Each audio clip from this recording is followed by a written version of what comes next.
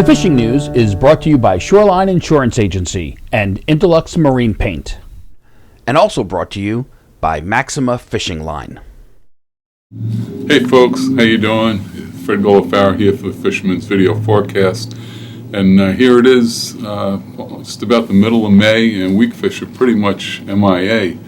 A few being picked out east, Peconic Bay by porgy fishermen. A few guys are pulling some fish on soft plastics at Nassau Point, and a few coming from the Shinnecock Canal. But overall, not a lot of weakfish around. Could very well be water temperature. Everybody I spoke to back west, every tackle shop, nobody really had a weakfish report. Nobody's seen any.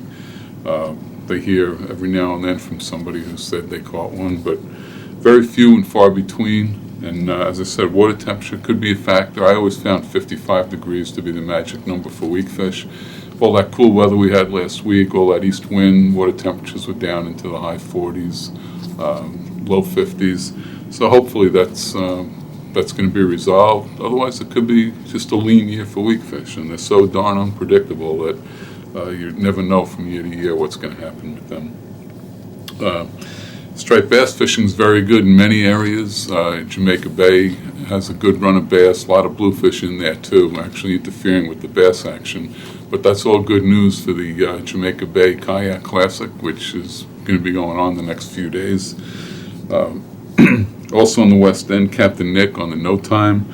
He's been doing a good job on bass up to 35 pounds on bunker. Further east, Fire Island area and points east, a lot of schoolies, a few bigger fish, some fish in the teens. Occasionally you hear of a bigger fish. The capture boats are all clam chumming. They're clam chumming a decent number of fish, mostly schoolies. And some of them will be switching over to night trips, drifting live eels, so we should start hearing of some bigger fish there. Billy at Chasing Tails Bait and Tackle in Oakdale, he's the biggest bass coming from the local docks. He's had fish up to almost 30 pounds coming from the local docks. A lot of it at night, and it's all on bunker chunks. Blues also on the docks, anywhere from Bayshore to Bellport, they're up to 12 pounds. In the surf, Billy mentioned the back of demo for schoolies and blues on plugs. Jose at Saltwater Outfitters in West Islip said that that action at Cedar to the Sore Thumb lit up again with bluefish to 8 pounds on tins, poppers, and bunker chunks. Up north, in the Sound, Padded Island, Bait and Tackle, and City Island said many anglers are reporting a dozen or more flounder per trip, so that's good news. Flounder fishing seems to be improving in some areas at least. In the Western Sound, bass fishing remains very good. Schoolies on swimming plugs and swim shads. There's bigger fish on bunker chunks, live bunker, and also guys trolling mojo rigs, taking some fish up to 40 pounds.